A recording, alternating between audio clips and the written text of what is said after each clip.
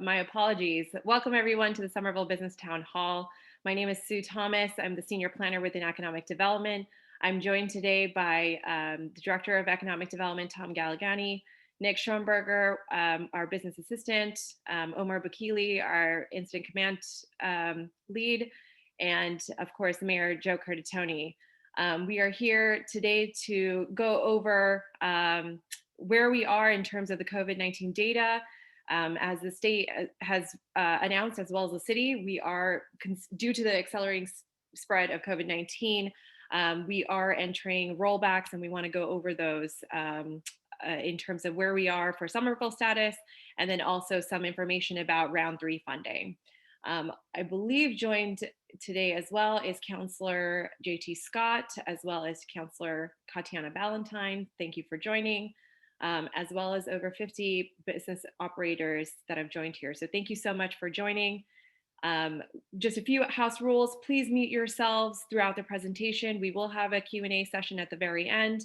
You're more than welcome to use the chat function to ask us direct questions to the operators. All of us will get the questions. We will speak them out at the very end if it has not been addressed. And we'll provide any links that we can through the chat box as well. With that, I want to introduce Mayor Joe Curtatone to take it away. Thanks, Sue, and welcome everybody. Thank you for taking the time out of your day to join us. I know you're all eager to hear and gather more information from myself and the economic development team, both on where we are in response to COVID, our approach to where we are in rollbacks and future rollbacks. Also happy to give information or what I perceive and hearing from our regional colleagues in response to the governor's steps he announced today, and I'll put it into context as well, and also of direct importance how we are going to move to quickly distribute and address local economic needs, initially using the $5 million which the City Council approved appropriation for. So before I kick off, I do want to thank the entire City Council. I know presently we're joined by Council from Ward 2, Mr. JT Scott, and the Finance Committee, and the councillor from Ward 7, Ms. Tatiana Ballantyne. I thank them for their leadership and support of that, as well as all the councillors. If more come on, I'll make sure that someone flags it for me, and I want to recognize them as well. I do want to first recognize all of you for the sacrifices you make to operate a business in our community and contribute to our quality of life and our economic future. I'm acutely aware, although I don't personally understand all the hardships each and every one of you are going through, and I'm acutely aware that you're being impacted because I've heard your stories. Your stories are being spoken in every other community and city and towns. I hear from their local managers and mayors, and it's the same stories. People are struggling and trying to understand if to be able to maintain their local business, continue to chase their hopes and dreams, and the community that they love, be part of the fabric of Main Street, local business district or square. I'm not only acutely aware of a lot of the hardships you're going through. I'm also, and I speak for a lot of my colleagues, understand what's at risk here. One, your livelihood and your business, but the long-term impacts on every community and how our economy was shaped. So I want to say this clear as we go through this. I know many of you I've spoken to and understand and respect the decisions we have to make as local leaders. Understandably, many of you are also frustrated by the lack of predictability and consistency across the Commonwealth and the region. I share that frustration. Some of you don't disagree, and I respect your view, but I want to make clear, we're not trying to, I speak for all my municipal colleagues, we're not fighting the business community. We're not, we're not fighting the economy, we're fighting the pandemic. So I wish I had some more logical responses on why. I'll explain my perception. And I think it's pretty spot on why we've taken a patchwork approach here, especially in the metropolitan region. But I'm not going to make any excuses. We're going to do everything we can to keep our community safe. And I don't expect you to agree with me, but I do want you to know that I know the councilors who are on the call and on the city council and everybody from the city and all my municipal colleagues from cities large and small are fighting to make sure that we have direct, substantial financial support to small businesses and employees that are certainly impacted by the realities of the decisions we have to make. So I'm going to take it from there And if you have any questions, you can start lining them up in the chat function. We will try to address them all, and that which we don't get to on this call, we'll certainly follow up with you. So let me let me see if I get this going. Give you a little update, and if you've seen this presentation at the recent meeting, please bear with me. I do want to make sure we frame what is happening. It should be of no surprise, but the situation around COVID-19 is not trending in the wrong direction. It is accelerating in the wrong direction. And let me give some context around that. So certainly, as I presented the other evening to the City Council, the entire nation is being overrun by COVID-19. In our country, it's certainly no mistake that we've lacked national leadership, and nations that have been successful in knocking down or responding to any surges of COVID-19 that had a national plan. It was coordinated with the regions and localities. Everybody marched lockstep and heel together in attacking COVID, but they also did a few things. They supported individuals with financial resources. They did not evict people during the middle of a pandemic, and businesses and their employees were also given substantial direct financial relief. So this illustration of what's happening, I'm sure, is not a surprise to any of you. In Massachusetts, I've said publicly, and restating the obvious, these are the darkest days that we've now entered into in the pandemic. Cases are accelerating in the wrong direction. And as of yesterday, we've seen, actually recently, the average incident rate is over 65 cases per 100,000 residents. We know that. This should be no surprise if we've been following this. I think it's important to put in the context that in order to avoid death, we need to avoid serious illness. In order to avoid serious illness, we need to interrupt the transmission of the virus from person to person. And I'll explain a little bit why. And it should be no surprise that's important.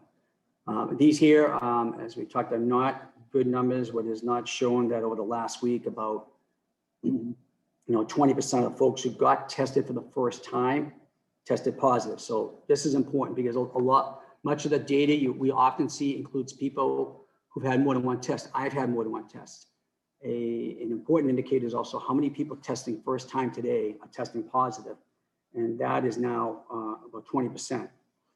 So our understanding is the majority of these folks are getting tested now because they're symptomatic, and so important information for us to have.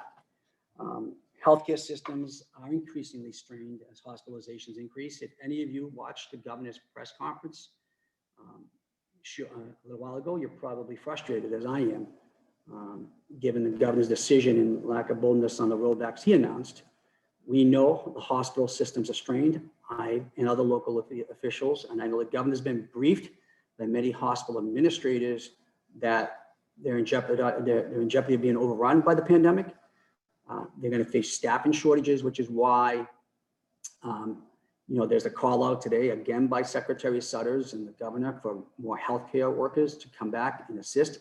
We're not going to have the benefit this time around of those workers and that assistance coming from other states because, as you saw from the first graph, the nation's being overrun right now. The good news about it is it has been reported, and I mentioned healthcare professions. We do better understand how to treat COVID and save lives, but we still need to take very bold and deliberate action to maintain the stability of our healthcare system. I'm a little frustrated because right now the present approach is, well, if we have enough capacity, ICU beds, we can go into that capacity of strain. The problem with that is, one, again, if you want to avoid death, the probability that you avoid people getting to the ICU, that only guarantees you a hospital bed and a ventilator, which is important. But along the way, our healthcare workers are emotionally, physically drained and strained, and we're at the brink.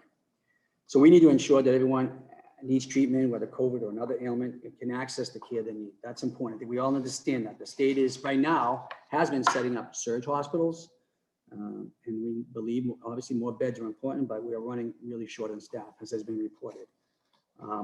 So that's important to keep in mind to understand the context behind challenges we face and the decisions we should be considering.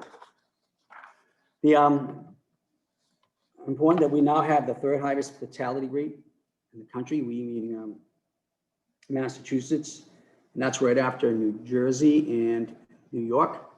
You know, I think one of the problems is that people don't see death up close, and people that are dying don't look like me. The majority of people, typically the people with the projected worst health outcomes, the vulnerable in our population, Black and brown people, immigrants, people who are poor, the elderly. We've lost 51 of those beloved people from our community present. Massachusetts, you know, more than 11,500. The nation, well over 300,000, 320,000. And deaths will lag behind in the statistics, so that will continue. In the last one of the recent reports from the University of Washington projected that deaths will not peak until February. So the worst case scenario of today, of tomorrow, really depends on what we do today. And if we can do it collectively and together, it's going to have a greater impact in avoiding that worst case scenario. The data on this slide includes testing programs at universities, which is important to clarify. So when students are in Somerville, like at Tufts, that tends to depress the percentages. And that's really important. When you pull out the Tufts testing at some point, you'll probably see, you know, the incident rate increase much higher. And that's something, you know, data point we've all been trying to pay attention to get a real accurate understanding of what is happening. Not unlike what I mentioned in people being tested the first time, that more than 20% of those people are now shown positive. And when you break out the people who've been tested multiple times. The other important thing to understand in the Commonwealth, and many of you have called me and said, well, you know, my business, you know, I haven't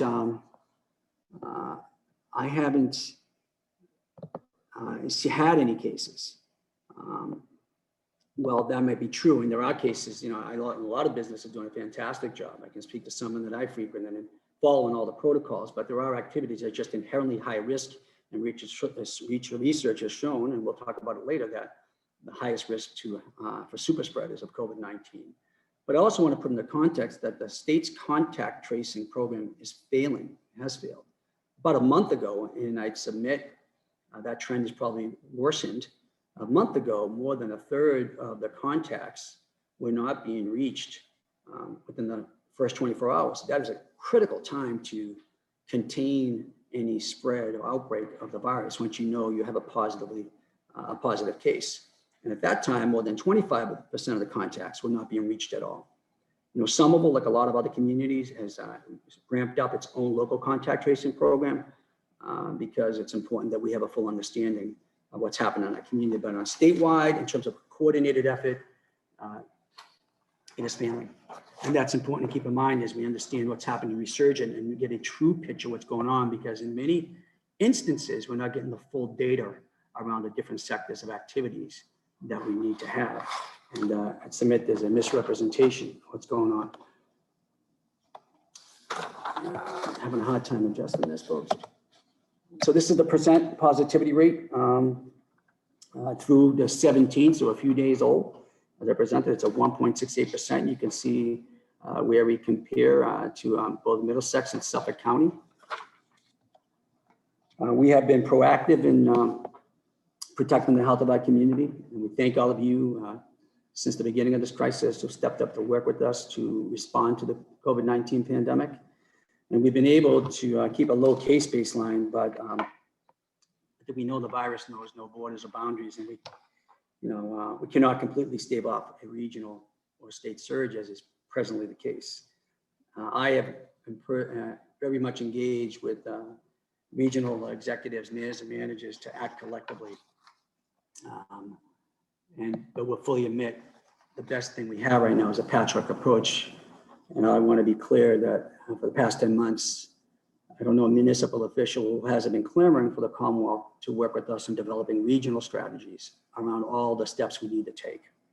The Commonwealth has been reticent and very clear that they expect every city and town to do what they need to do, or quote unquote have at it. Problem is, when you have a densely populated region where we sit, and a very mobile society, you perpetuate sort of that spread. It's like having 351 different approaches.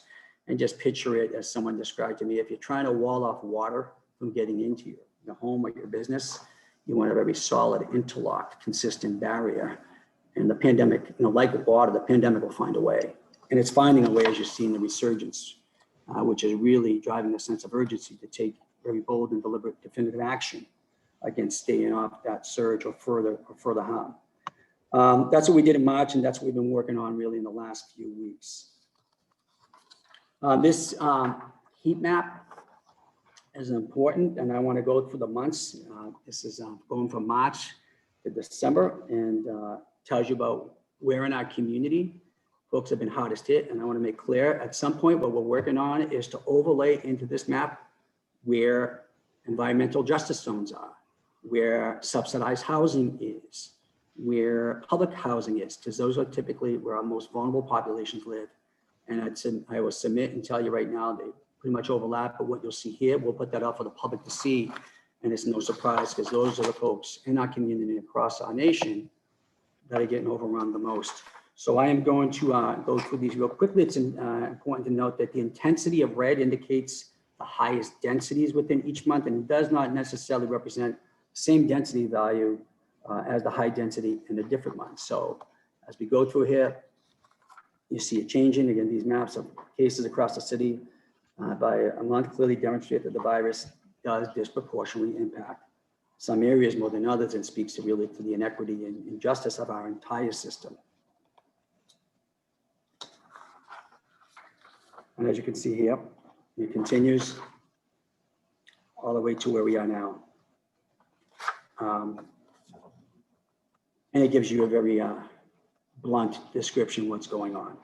That's important to put into context. I do not assume that you don't realize that, recognize that, but when we, in the context of understanding what we're doing, whether you agree with that or not, what needs to be done and still be done, at the end of the day, we can't have a recovery of our economy if we don't have a healthy society. And that's where the battle lies altogether. And before I pass it off to Tom Galligani on business, actually on business, on the money part, it's important when we think about that in the business opening status. We made a decision along with other regional leaders, and I wish every community would be with us. This is not a negotiation amongst us, but we've been working collectively since the beginning of the pandemic. And I would just be very clear, I'd submit more will be coming because we've been left on our own to figure it out. And time's not on our side, we don't have time. So, there are certain indoor activities that have been totally rolled back for the time being at a minimum. I don't have a date on when they would open up, because I do not expect, no one expects the situation to get any better, even with the governor's incremental steps today. These remain closed or restricted, and I'd submit will be for the time being. These remain open for now, and I want to underscore twice for now, because I suspect there will be more action on most, if not all of these. And I want to be clear and honest. I think what is missing in the entire conversation here in our state and our region is, brutal honesty and an ethical response to what is happening. I think when we take half measures, we are not telling the truth. And it's very difficult, from what I hear from all of you, have any predictability and clarity on what's going to happen. So that's where we are right now. Today, the governor, a little while ago, about 1 o'clock, announced capacity restrictions for at least 2 weeks.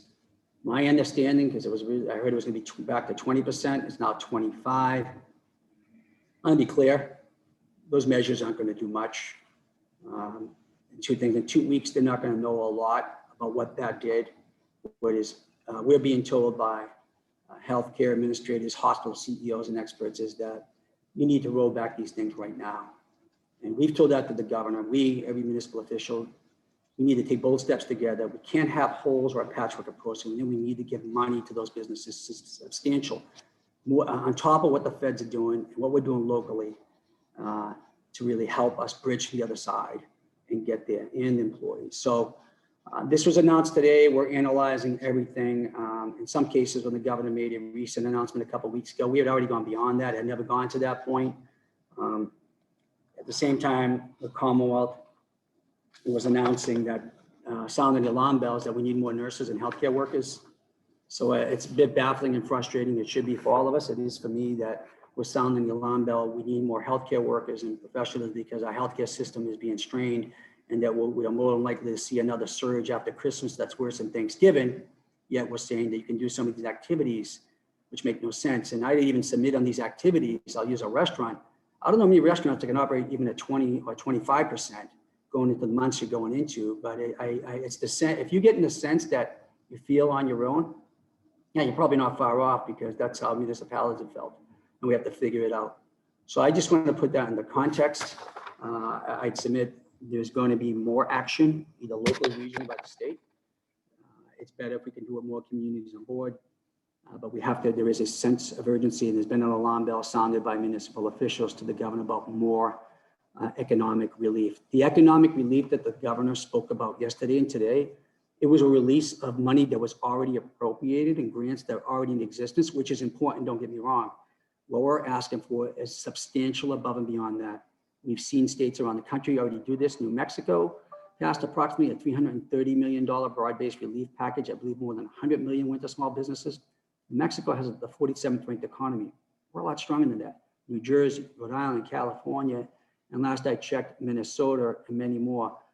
We understand even with the feds doing something, we know it's not going to be enough. We need to make this bridge as long, as sturdy as possible so that you all survive to get to the other side. And we all need to work together on that. And I can just tell you, if you can't see, and you probably can't, that's what our priority is in our meetings that we're having with the administration. So I'm going to, at this time, and we'll take questions at the end. Again, if you can have questions for all of us, the Q&A function, and that Q&A will be having a chat function. Please send them there. And I'm going to pass it off to Tom Gallegani and his team to talk about this next round of small business relief and get your input on it. I once again want to thank the City Council. This was a $5 million relief effort. I'm not saying it's going to solve all the problems. We know it won't, but we wanted to take as bold action as we could locally. So Tom. Thanks, Mayor. Next slide, please. Mayor, you've got control, so if you wouldn't mind just clicking through the slides for me. Yeah, just to give everybody, and I see a lot of familiar names and faces on the call right now, and many of you participated in our first two rounds and received some relief already from our latest our business fee waivers too. Just to summarize for everybody who's not familiar, we did an early round in April, May, June time frame where we released $1 million. We were able to distribute it to 122 different businesses, all small businesses in our community. Our next round, where we just are in the process of awarding right now. We had a lottery a couple weeks back, and we're in the process of reaching out to people and getting the details from people. That was an additional $750,000 that we've been able to award 120 businesses overall, about 85 in that lottery round, and then another 40 and counting of relief to $1,000 grants to restaurants to support their move outdoors, or to reimburse them for moves they already made outdoors earlier this year. And then also with the help of the Licensing Commission and the City Council, the mayor was able to get approved $750,000 worth of fees waived. Most of this was for restaurants, but also a variety of other fees that were relieved for 2020. We did those in two chunks, one early in June, and then a more robust round of relief just 2 months ago. And again, thanks to all the boards that participated and helped to approve those waivers as well. Now we're talking about, next slide, please, Mayor. Next slide, we're talking about a round three. And again, this is going to be much more substantial than we had before, where the mayor was able to get approved with the help of the City Council just last Thursday, a $5 million fund, which we hope will provide temporary support to small business owners, specifically those that have been impacted by the closures that either the Commonwealth and the city has mandated. We just mandated some last week. And so we want to focus our resources on those folks. If we're going to have you close down and do the right thing from our perspective, we figure we should provide some resources to support that closure. And our idea is to give up to $225,000 worth of forgivable loans to cover operating expenses and working capital needs. Next slide, please.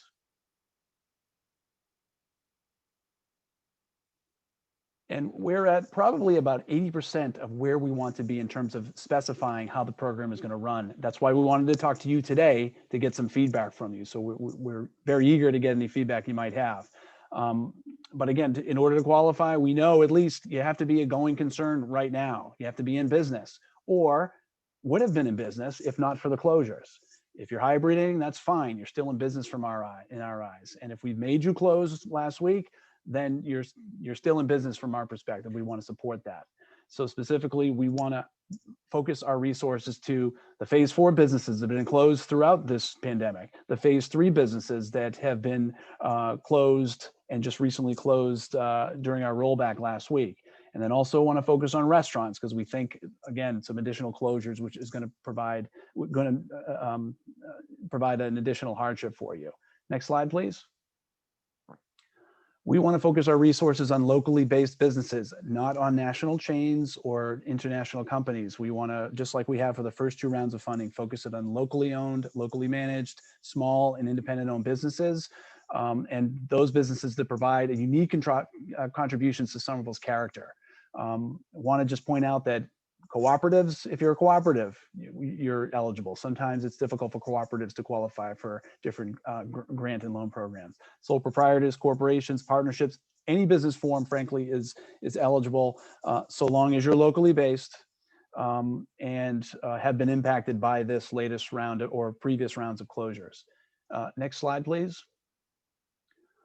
We're going to make, again, up to $25,000. And we're trying to create this program and run it so that it can be as efficient as possible and get the money out as quickly as possible. And so the way we're going to size this, we're going to try to link up the amount of money that you receive with in some form or fashion, the size of your business. We're trying to cover some of your most important fixed costs. And so we're taking a look at your rent or your mortgage, which is one of your biggest fixed costs, and try to tie the amount of your award to 2 months rent. We're trying to get you from here to the spring, hopefully, to the end of the winter, when more and additional resources will be available from the state, we hope, and also from the federal government. It doesn't mean you have to use the money for rent or mortgage. You can use it for any kind of working capital expenses, but we're going to tie your award amount to roughly 2 months of rent or mortgage. Next slide, please. Submittal requirements, we're finalizing the application. It's going to look probably like a slimmed down version of the previous applications that we've developed for the first 2 rounds. We're going to ideally have a copy of your lease or your mortgage so that we can confirm that award amount. And then also we will ask for receipts and other proof of that you spent money or will need to spend money on operating expenses.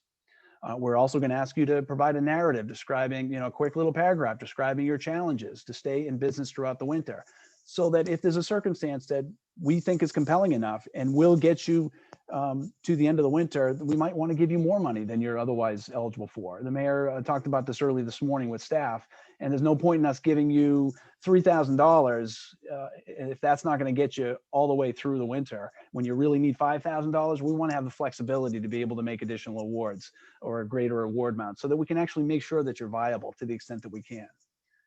Next slide, please. And just as a rough timeline, we're eagerly anticipating your feedback, and I see some great questions that are already populating the chat right now. We're hoping to finalize these terms over the next week. I know it's a holiday week, but we're trying to finalize this so that we can have an application that is ready to launch on December 30th. And that gives us a few days so that we can start reviewing them, get a little bit of a head start, and start making awards, reaching out to you and letting you know what the award amount is and if you're eligible, starting on January 9th. And we're hoping we expect that this will be a rolling application. We think we have enough money to support restaurants in this manner. We think we have enough money to support the gyms that have been closed in this manner and many of our phase 4 businesses. We think we have enough money, and so as a result, we don't think we need to hold off and make sure everybody's got a free chance to get at this. All the eligible businesses can start applying right away, and there will be money available for you, is our assumption. And if we're a little bit short, then we may seek additional funds, or we might have to reduce everybody's award just a little bit in order to spread the money around. And if we have some leftover money, we'll figure out a process to allocate that. We might look at those of you who were not lucky enough to receive an award during the phase 2 of our lottery round. Next slide, please. Other strategies we're working on, this isn't a complete slide, but I will just, the feds just approved stimulus yesterday, another round, and we're eagerly anticipating to see how that money is going to roll out. We're on a call, or we heard the governor's press conference at 1 o'clock this afternoon. For you, those of you who are on there, they announced two things. They announced the round of funding that they made available a couple months ago. They are reaching out to people and letting them know about that money today, tomorrow, the next day. But also tomorrow, the governor apparently, or Secretary Keneally is going to be announcing details of another round of funding. So there's another bite at the apple at the state level as well. Keep in mind that we have technical assistance and support available either from my staff at the Economic Development. We have folks from the Immigrant Services Office in the city who can provide some additional language support. And we also have some technical assistance providers for any needs you might have, trying to pivot, or even if you may need some help with an application. Our application, we hope, is self-explanatory and is easy enough for you to put together and respond to. But if it's not, reach out to us. And reach out, if you're in East Somerville or Union Square, reach out to the Main Street organizations in those offices, and they will, and they're always available to help, frankly. They do great work. And so all of us collectively will support you. We don't want a situation where businesses can't apply. We want to make sure you can get your application completed so that we can give you some help. Next slide, please. Yeah, now we're available to answer any questions. The mayor is still on the line. I'm on the line, and I see some questions in the chat. Perhaps, Sue, you might want to restate some of the questions that have been asked that are common so that we can begin to address some of those. And then otherwise we can open it up if people have individual questions, they want to be heard and ask a question directly. Thank you, Tom. There are a few questions in terms of eligibility. If businesses were awarded monies from our round 1 or 2, are they eligible to apply for round 3? I'll answer that. Yes, they're absolutely allowed to respond again. Even if you're a restaurant or a gym, you got funding in one of the first 2 rounds, absolutely apply. This is designed really to get you through the winter.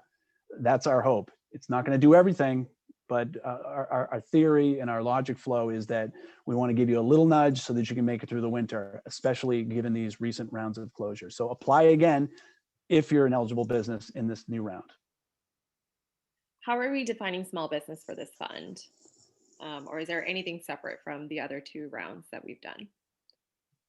I'll take a stab at answering this too. We don't have a specific definition right now. We wanted to hear from you folks. Last thing we want to do is set some sort of relatively arbitrary standard and have some businesses miss out. So we're going to hear your feedback. We're going to work over the next couple of days and really figure out what that standard is. And some of you may know in the first couple rounds, since we use federal funds, some circumstances we were required to, it was easier for us to qualify businesses that were micro enterprises, 5 or fewer employees. We don't have those kind of restrictions. We're using city dollars, so we'll be able to set that threshold up higher. I mean, if it looks like a small business and acts like a small business, we're going to call it a small business. We're going to work over the next couple of days to really finalize that determination.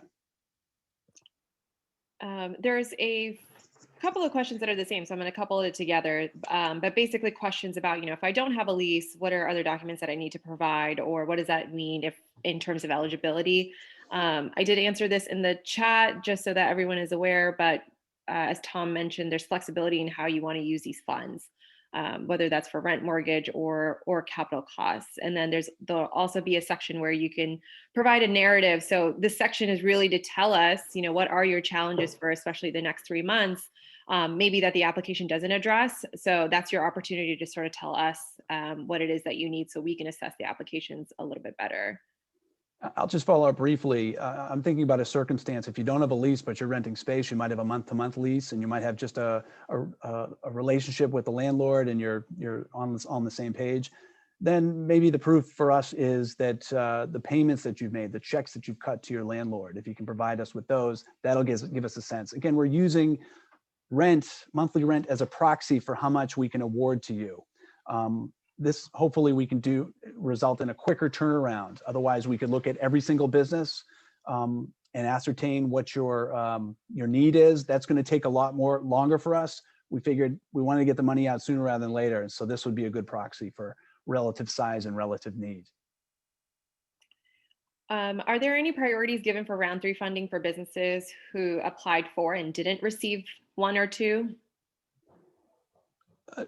I'll take a stab at answering that. The way we've structured this, we're specifically targeting those that have been closed or we have caused to close over the last week. And so we think that's a finite group of businesses, and we believe we have enough money to support all of them. Thank you. And I think, I believe we've covered most of them. We do have a question about ventilation requirements. If there is a reopening, what the city is going to be requiring of most of businesses. I believe all of the requirements will more or less be the same that is on our website right now in terms of business reopenings. And if there's anything additional, we will update what is currently on our website. And I also want to just note that the Director of Health, Doug Kress, has also joined us, and I believe OSB City Executive Director George Proakis has also joined. If I can add to that part, Sue, if I heard the question, and I'm sure in some of the roundtable discussions you've had, but I'll just restate it. We can assist in getting information on the latest science and research, and even bring some experts to some conversations about two businesses if they need to know more about, how to improve their ventilation systems or other things. So those are the most questions that I'm seeing in the chat. The way that we've set up the Zoom, you can unmute yourselves and make a comment if you wish. We just ask that you mute yourselves if someone is speaking. We'll take a few before we close out.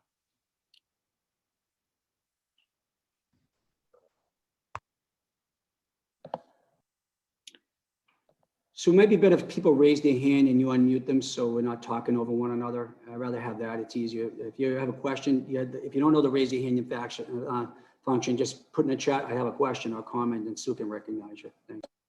Unfortunately, I don't believe you have the raise hand function available unless someone wants to give it a shot. Oh, actually there is. Zach Baum, you can go ahead and unmute yourself. Thank you, Sue. And thank you, Mr. Mayor and Tom and the rest of the team for being on this call. In terms of further rollbacks, and I'll think specifically about indoor dining, if the only change to happen were more regional cooperation, would that closure of indoor dining happen today? As in today? Thank you. Today, no. I mean, like today. Soon, definitely. I just submit, I underscore, it's not a, look, I truly believe in all the research. It has to roll back. It's better and more impactful if we all do it together. I understand you'll ask, well, why did we do the other one? And I have the benefit of being on those conversations and you don't. So I recognize your frustration. Try being in those meetings even more frustrating. This is a conversation that's going on amongst regional leaders, including myself. I chair a coalition of mayors called the Metro Mayors Coalition, which is the 15 cities in the inner core of Boston, including Boston. And there are many other coalitions, including North Shore, that are with us. We believe we need to go that. That's where the experts are guiding us. And we are moving hard on that. And it's better if the governor leads on this. I will be clear. I have not minced words about this. He has told us, if you in a community think you should be doing more, quote unquote, have at it. That's not working well. It doesn't help us avoid the worst part of this pandemic right now and the consequences of that. And it doesn't give you much predictability and clarity. And that's frustrating. So yes, that could happen anytime. Two, I will say when we do it, we will give you notice. It won't be announced today, tomorrow close. It's a fluid situation. So I'm getting updates daily. And I wish I had more accurate information. I don't. Thank you. Brian Buell. Hello. Thank you to all from the city. Thank you, Mayor, for putting this proposal together, and thank you all for being a part of it. I'm concerned. When we were closed down this spring, we sat through at least 4 opportunities where the entire rest of our state opened gyms, and the city chose not to do so. At that time, our city was averaging about between 1 and 3 new cases a day at that time. when the city refused to allow us to open when caseloads were so low, it left me with very little. It left me very frustrated and concerned for our future, as we just saw so many members leave and move to gyms in neighboring cities when they were all open. I'm frustrated that the city can't explain what metric is being used to determine when we will reopen. And I'm still very sort of hurt by that experience, and I'm finding myself low on trust for that decision-making process to be based on fact. And so, yeah, I'm very concerned that we're going to be stuck here for another 4 months, and I don't know when we'll be able to get out of it. Thanks, Brian. It's a valid and fair question. I don't blame you for being frustrated. If you're saying, well, there doesn't seem to be a plan, there is no plan in the state. And look, we all understand what the research says, what we all have to do. And so as my responsibility here, you don't have to agree with it, I hope you'd appreciate it, is knowing what we know. And it's fair to say, you're abdicating responsibility by not closing restaurants right now. I accept that criticism. But I cannot abdicate my responsibility to do what we have to do to keep people safe. What we're trying to do, and again, you just don't have the benefit of seeing that, is we know that the more contiguous representation of the region we have, it's going to have a greater health impact. That said, I'm very much aware. I don't understand your particular situation, so I don't want to offend you. I'm much aware that so many of you are getting crushed. I'm sorry for that. But we've been left with this false choice of, as has been described, people are trying to balance the, attack and how we attack the pandemic with the economic impacts. That's such a false choice. It's not accurate. What I can say to you, and I'm assuming this won't answer your question fully, is we're aware of that. I have a responsibility here to my community. And it's not an enviable position to advocate the responsibility or say, no one's going to do it anyway. And even though our cases are low, and I'll take a greater hit locally economic, even though I know what we're doing today contributes to the worst outcome down the road. That's basically what's happened here around the Commonwealth. And I can say that, I recognize many of my colleagues nearby, next door, understand that too. We're trying to get them there all together. So yeah, I don't have an accurate answer for you. I'm just giving you honest, blatant, and ethical truth that I know what we're experiencing. I recognize you're frustrated with us. I don't blame you. We're trying to keep everyone safe, and now trying to do everything we can, and it's not going to solve everything, to keep you alive in terms of your business activity, that hopefully we'll get through with as many of you intact enough to capture the wins that we had at our backs in the economy before the pandemic. So I don't lose sight, and that what you're saying to me resonate. Many of your fellow brethren here in the local economy have said to me personally, and I sense it every day, believe me. Thank you, Mayor. There's a question around funding tied to testing for employees when free testing is not available. Is it expected that these funds should be used towards testing for employees? I'll leave that to Tom, but I'd submit we've given Tom, there's nothing restricting how to use their funds. Our purpose is to stabilize you. Those types of questions, feel free to shoot them my way as you're thinking about this, as you're applying. I'd hate to, if we should be providing you the resources to test employees and the public at large, and not having you use these funds necessarily there. I would, that is a focus of everyone I speak to on my regular calls with other leaders around the region and health officials. So I would just check in with Tom and his team. I'd hate to have you use those there, but I understand the requirement because we should be doing it for you, quite honestly. So I think that's something to tackle. I would say first, let's keep the priority in keeping your business viable and stable. And let us take that responsibility on. Can I say something? Sure, Sheila, go ahead. Thank you. I know that that's a good point, the testing, because every time I feel like I get a customer who calls and says that they were tested positive, I run over and go down to the one on Broadway, that little clinic there, and it cost me $160. They know me by now. I bring them cream a week, but I still pay $160. And I brought my staff there too because I get worried and I get nervous. And so knock on wood, we've all been negative, but it would be like, I called my primary and he was like, well, we could get you like next Friday. That was Friday. I can't do that. I'm running a business. I can get my staff sick. I can get my customers sick. I got the elderly to worry about. I got my mother who's 90. I have to get tested right away. So I understand, Joe, that you got to close the restaurants. I get this. I get both sides of this completely. But I think the testing, I think there should be like a van, even if we have to pay. If there's like $50 or whatever, whoever could afford whatever they could afford, get us tested. Give us a place that we could go that day and make sure that we're all safe and that we're all tested. Because the testing, they keep saying, oh, it's so easy, just do this. It's not easy. It's not easy to get tested. I agree. And that's probably like an urgent care facility, Sheila, you're going to. Listen, if you're bringing them cream of wheat, they shouldn't charge you more than $50, quite honestly, cream of wheat. One. Two, I would say, I wholeheartedly agree. So one of the things we're trying to understand, and we've had this conversations, and it's really not, it is and isn't about money locally. Let me explain. We're trying to understand what do we need to do around testing for our own employees and others, and how can we work with you to test your employees there? That's something we need to take on. We know that. The challenges around testing, I'll just use the local approach. So you've been going to urgent care. There is the stop the spread sites, but I understand you can't necessarily always go in, and those have been longer lines. Even the CHA Cambridge Health Alliance sites, which we set up back in April, we were the first community, and we brought others on board to start testing asymptomatic folks. Locally, recently they've been challenged, and let me explain why. We actually have the ability, they do at CHA, to turn a test around in 24 to 36 hours.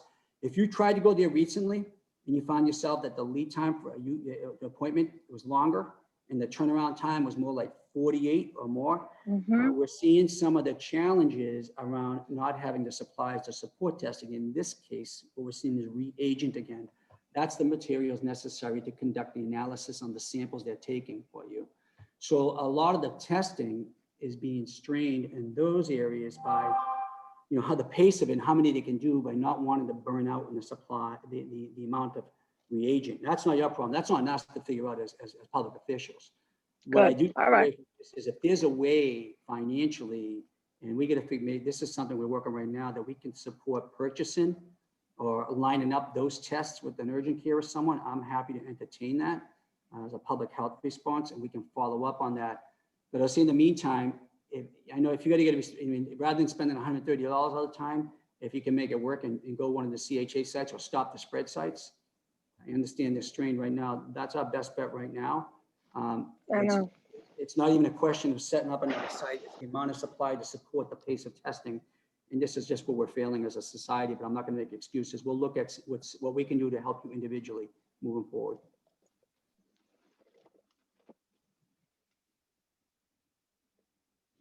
Thank you. Thank you. Thanks, Sheila. Thanks, Sheila. I believe that that is all of the questions. We have a question about wastewater monitoring by areas in terms of COVID. This individual is stating that cities using the program to trace COVID and to open businesses. Is the city of Somerville doing something similar in terms of tracking COVID in the city? And Omar is going to be key as the head of the ICS, the Incident Command System. We'll talk about our wastewater tracking. Sorry, Sue, do you mind repeating the last piece of the question? Sure, and I just saw your response, Omar, to everyone, so thanks for doing that. The question is, since Somerville is doing a wastewater monitoring by areas, I believe it would be very helpful for businesses to understand this program. It is my understanding that other cities using the program for trace COVID and to open businesses. Is the city planning to do the same? So I will try to answer it from a non-engineering standpoint. And I'm happy to follow up with our capital projects director and our consultants to provide any details, specific details about it. So from a wastewater surveillance standpoint, And considering that we're a combined system, it was very important to figure out what nodes were representative for the city. So we're trying to figure out how we could divide the city in manageable quadrants geographically, so we can extract data that was representative for those areas.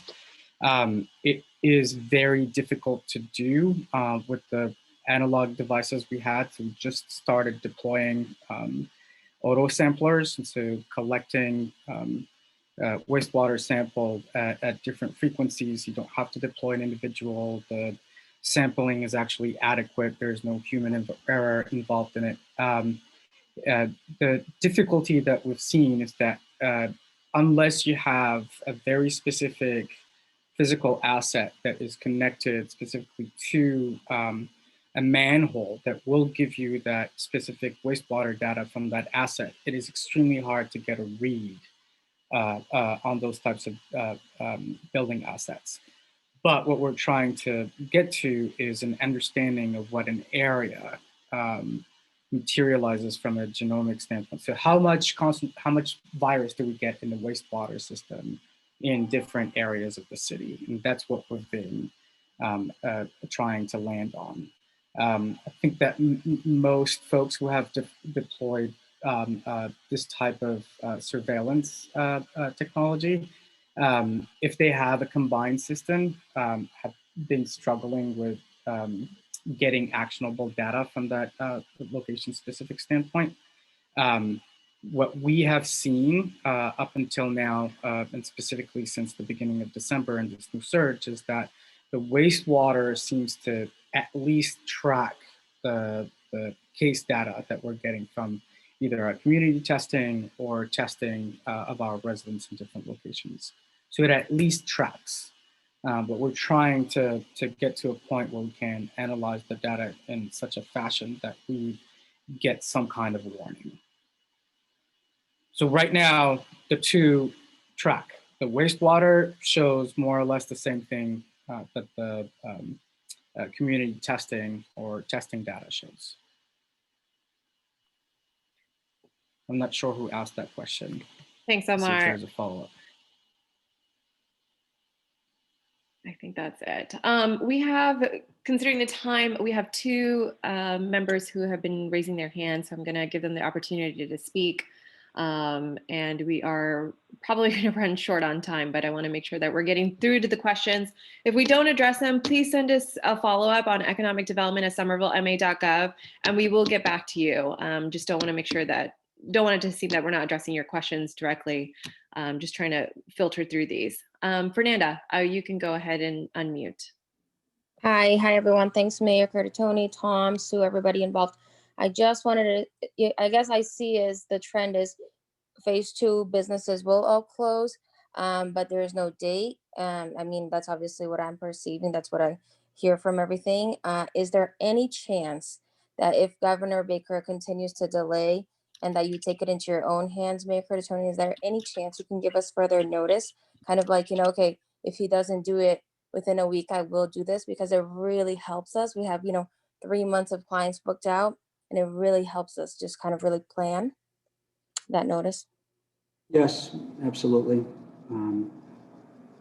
Yeah, there is a chance, and that's what we'll do. Thank you. Thanks, Fernanda. Next up, Matt Payton, you can unmute, and this will be the last one for this call. Got it. Thanks, Sue. Just first of all, thank you for doing this. I think it's a really great program, and it's definitely going to help in the over the winter months. We support being closed now. It makes sense based on the data. Mayor Curtatone, just a quick question for you. What levels do we need to hit to allow you to reopen phase 3 step 1 businesses? And if Boston decides, say, to open phase 3 step 1 businesses, will you do it in lockstep with them this time?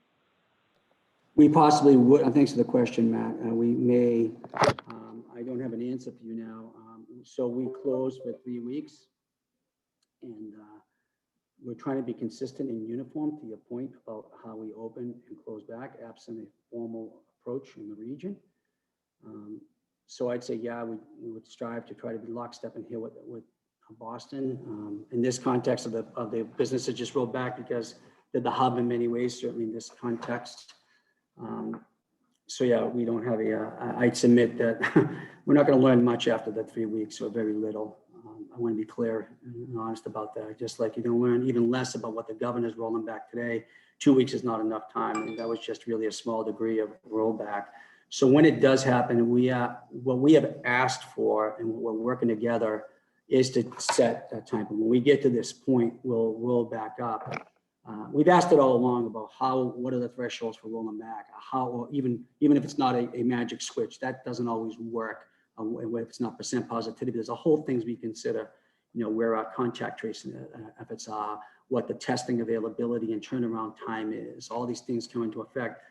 The Commonwealth right now, approach appears to be, and I'm seeing appears, is hospital capacity, which is not insignificant. We certainly want to make sure we have capacity, but that's you at the back end of what's going on. So all those things into consideration. I am working with my colleagues to try to make it transparent for everyone we represent and all of you. When it comes time to, when we finally understand what all the rollbacks will be, how we're going to open up. We love that to be led in coordination with the Commonwealth. I just don't know if that's going to happen. So not a complete answer for you, but that's accurate where we are.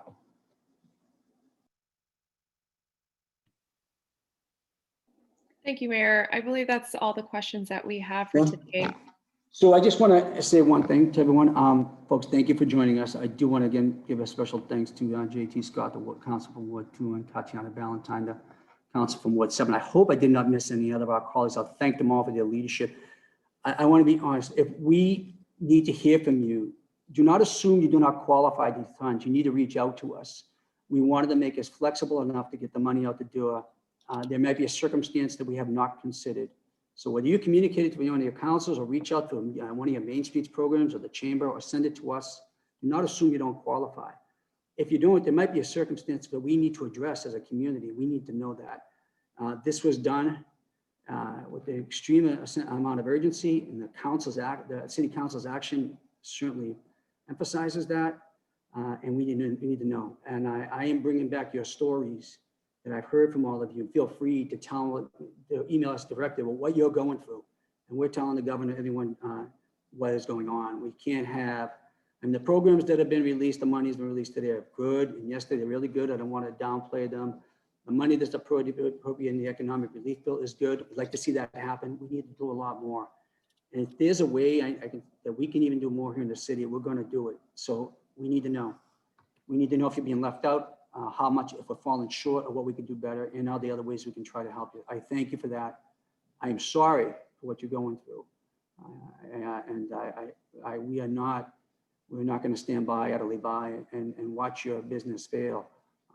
So please feel free, even if it just matters us, to reach out to us, please, okay? Please stay healthy and safe. We're going to work with you as much as you can and find some solace in these holidays, okay? Thank you very much for joining us. Thank you, everyone.